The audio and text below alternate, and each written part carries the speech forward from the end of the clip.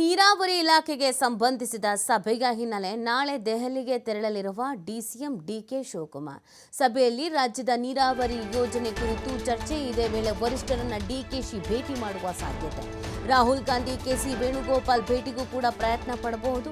CM ಬದಲಾವಣೆ ಬಗ್ಗೆ ಮನವಿ ಮಾಡಬಹುದಾದ ಸಾಧ್ಯತೆ ಇದೆ. ಇವರಿಗೆ ಡಿಸಿಎಂ ಡಿಕೆಶಿ ಭೇಟಿಗೆ ರಾಹುಲ್ ಗಾಂಧಿ ಸಿಕ್ಕೇ ಇಲ್ಲ. ಭೇಟಿ ಆಗಬೇಕು ಅಂತ ಬಹಳಷ್ಟು ಬಾರಿ ಅನ್ಕೊಂಡ್ರು, ರಾಹುಲ್ ಗಾಂಧಿ ಮಾತ್ರ ಸಿಕ್ಕಿಲ್ಲ. ನಾಳೆ ಆದರೂ ಡಿಕೆಶಿ ಭೇಟಿಗೆ ಸಿಗ್ತಾರ ರಾಹುಲ್ ಗಾಂಧಿ ಅನ್ನೋದೊಂದು ಕುತೂಹಲ ಕೆರಳಿಸ್ತಾ ಇದೆ. ಡಿಸಿಎಂ ಡಿಕೆಶಿ ದೆಹಲಿಯ ಭೇಟಿ ಸ್ಥಳೀಯ ನಾಯಕರೇ ಸರಿಪಡಿಸಿಕೊಳ್ಬೇಕು ಅಂತ ಬೇರೆ ಮಲ್ಲಿಕಾರ್ಜುನ ಖರ್ಗೆ ಅವರು ಎಸಿಸಿ ಅಧ್ಯಕ್ಷರು ತಿಳಿಸಿದ್ದಾರೆ.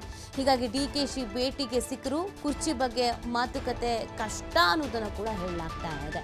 ಎಸಿಸಿ ಅಧ್ಯಕ್ಷರೇ ಹೈಕಮಾಂಡ್ ಅಂತ ಎಲ್ಲದಕ್ಕೂ ಹೇಳಬೇಡಿ, ನೀವು ರಾಜ್ಯದವರೇ ಸೃಷ್ಟಿ ಮಾಡ್ಕೊಂಡಿರೋದು, ನೀವೇ ಅದನ್ನು ಬಗೆಹರಿಸ್ಕೊಳ್ಬೇಕು ಅನ್ನೋದನ್ನು ಖಡಕ್ಕಾಗಿ ಹೇಳಿಬಿಟ್ಟಿದ್ದಾರೆ.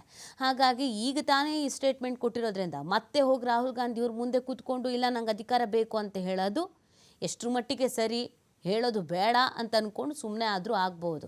ಇನ್ನೊಂದೇನು ಅಂತಂದರೆ, ಸಾಕಷ್ಟು ಬಾರಿ ದೆಹಲಿಗೆ ಹೋಗಿ ಬಂದ್ರೂ ಡಿ ಕೆ ಶಿವಕುಮಾರ್ ಅವರಿಗೆ ರಾಹುಲ್ ಗಾಂಧಿ ಸಿಕ್ಕಿಯೇ ಇಲ್ಲ.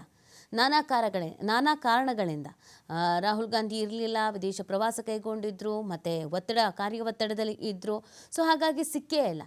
ಈ ಬಾರಿ ಆದರೂ ಸಿಗಬಹುದಾ ಅನ್ನೋದೊಂದು ನಿರೀಕ್ಷೆಯೂ ಕೂಡ ಆಗಿದೆ.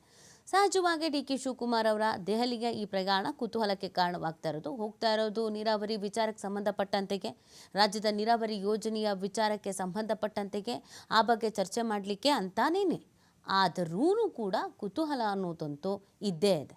ಇದ್ರ ಮಧ್ಯದಲ್ಲಿ ತಮ್ಮ ಕುರ್ಚಿಯ ಆಸೆಯ ಬಗ್ಗೆಯೂ ಕೂಡ ಮಾತನಾಡಿಕೊಂಡು ಚರ್ಚೆ ಮಾಡಿಕೊಂಡು ಬರಬಹುದಾ ಅನ್ನುವಂಥ ಪ್ರಶ್ನೆ ಇರೋದು.